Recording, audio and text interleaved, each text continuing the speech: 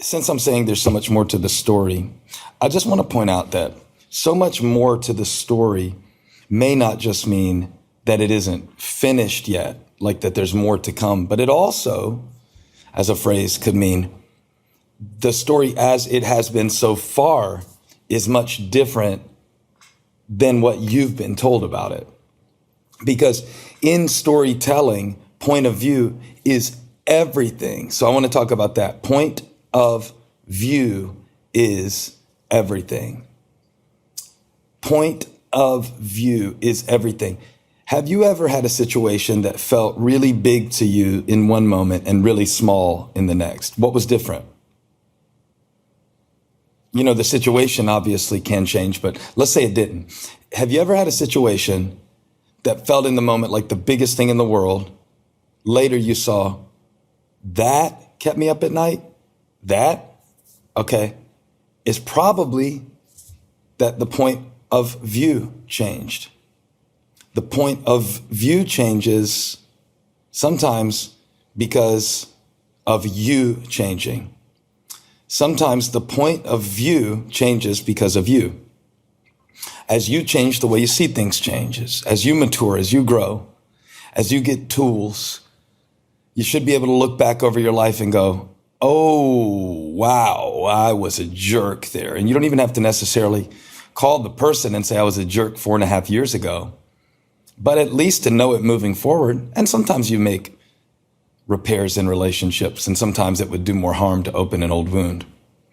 But see, the point of view changes because of you changing. And if you don't let God change you, that's where you get stuck in a story. You go, oh man, this always happens to me and never gets my way, and everybody always picks on me. What is the why is everybody always picking on me character? Maybe you can put it in the comments for me. I don't remember. But, you know, point of view is everything when it comes to not only how you tell a story to a friend. I was telling somebody the other day about working with a certain individual, and I was like, that was awesome. They came in, they gave their all. It was incredible. Person sitting in the room didn't look like they were on the same page as me. This person who had come in and worked with me, I had seen, right, they were all in, they were going hard. The person in the room had been involved in the lead up to the person coming in to work with me. And in the lead up, the person was really difficult, non-committal, indecisive. I put a lot of extra strain on my team who was helping to arrange all of the details. And so, you know, in that particular situation, the person that was sitting in the room with me had information that changed the way that I saw the story. There will be times in your life where either an outside observer or an inward witness will call to your mind something that you just know happened this way. I know they took advantage of me. I know I did 97% of the work and got 3% of the credit. And then time shifts the story because of you changing, growing, evaluating, experiencing life, gaining ability for empathy. Because of you changes, your point of view changes. Now, I'm going to bring this to the gospel real quick, because we could do Joshua and Moses, but we could also do Jesus and the disciples. Moses discipled Joshua. Jesus discipled Peter. Imagine the difference of Peter telling the story about Jesus in the Garden of Gethsemane before and after the resurrection. Imagine he's telling the story. They came up to get Jesus. He was praying. We were sleeping. Maybe he leaves that part out of the story. He was praying. We were sleeping. And I was trying to help, because when Barabbas came to get him, I cut his ear off. And Jesus didn't even appreciate what I did for him. He put his ear back on. He undid the work I did. And then all of a sudden, at the cross when he denies Jesus in the courtyard and then isn't there at the cross, and then he's out fishing and Jesus comes to get him and talks about feed my sheep, and he goes on in his ministry in the light of the empty tomb rather than in the shadow of the cross. I believe he told a different story after he had lived through a few stages of life, and you will too. You will too. Maybe at the time he wrote First Peter, because he was older then, he's saying, humble yourself. Like, you don't know what you don't know. Point of view is everything. I was young and now I'm old, but I never seen the righteous forsaken. And, we are not always on the same page with God. We're not always on the same page with God's Spirit. And maybe it'd be helpful for us today sometimes to find those points of communion and contact with God so we can get on the same page, so that we can have his point of view. You know that God has a purpose in the earth, and he's working that purpose in your life. And there is a bigger picture than any particular incident or preference. There's a bigger picture than your past up to this point or your present pain. And to get into that place with God where you can say, all right, Lord, I want you to be my new point of view. And that means allowing him to speak things about you, how he sees you, because God sees you different than you see you, your situation, your struggle, the injustices that have been done to you, the mistakes that you've made, and what you need to do next and what you can do next. Point of view is everything. The same Peter that was saying, never, Lord, telling Jesus what to do, was saying, humble yourself. Because of you changing, because of you changing, as you change, your point of view changes. Point of view is everything in the story. So, little exercise that I was introduced to recently. It was saying, how would somebody who admires you describe you? Try seeing yourself through the eyes of someone who admires you. Now, that's hard for me because I am very self-critical. I have a hard time giving myself credit. And because of that, I probably don't encourage others as much as I should, but I'm working on this.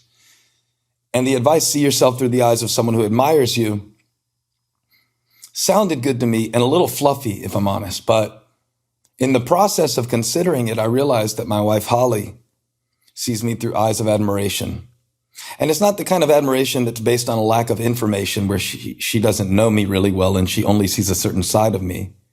So she admires me. She sees everything. She sees the days in the past where I couldn't get out of bed because I was depressed. She sees the days where I go hide out in my man cave mind and barely engage with the family. She sees the days that I'm irritated. She sees the days that I'm short-tempered. She sees the days that I doubt myself. On an even more practical level, she sees the messes that I make. She sees the slob that I can be. And yet even today, as I was waking up, I opened this letter that she had written me. She gave me a stack of letters for Christmas, and there were only about 4 or 5 of them, but I was on the 4th one. And she put a picture of me with a little note about me. And it was a picture that she took of me getting ready to preach in Los Angeles last year. And in the picture, I'm kind of like sitting there with my head in my hands, with my Bible in my hand. And I know how I felt in that moment, which was like, I'm not the man for this. Who do I think I am going out to preach to 12,000 people at the Forum in LA? I feel all this self-doubt, and I can almost see the self-doubt when I'm looking at the picture. But she wrote me a note saying, thank you for working hard. Thank you for not just relying on your gift strictly, but seeking God to preach to us. And she said, I hope you forgive me for taking this picture without asking your permission. And I thought, man, I need to see myself sometimes through her eyes, because all I see in those moments is what I don't have, what I'm afraid I can't do. But she saw a man who was trying to seek God and lean into him. Point of view is everything. Point of you. The point of you, the point of your life is not just to be self-serving. The point of you, the point of your life is to not just be a consumer who eats all the messages that professional marketers send to you every day. The point of you is to glorify God and to know him and to make him known. And so when God says to Joshua, you will lead these people to inherit the land, which I promised their ancestors, Joshua is getting God's point of view. What is the point of you being in this marriage? What is the point of you being in this family? What's the point of you being on that job? What is the point of you being in that city, Toronto, Wichita, Houston, Charlotte? What is the point of you being there? It's so the glory of God can be revealed. He told Joshua, you are leading these people into the promise, and God is fulfilling his purpose. And from God's point of view, it didn't start with you. So it doesn't start with you. How could it stop with you? He who began a good work in you will be faithful to complete it. God sees the end from the beginning. That's his point of view. Point of view is everything. I believe that God can take you into the future. Do you remember the Apostle John? He said, after this I looked, and there before me was a door standing open in heaven. Revelation 4:1. Yeah, that was a different point of view, right?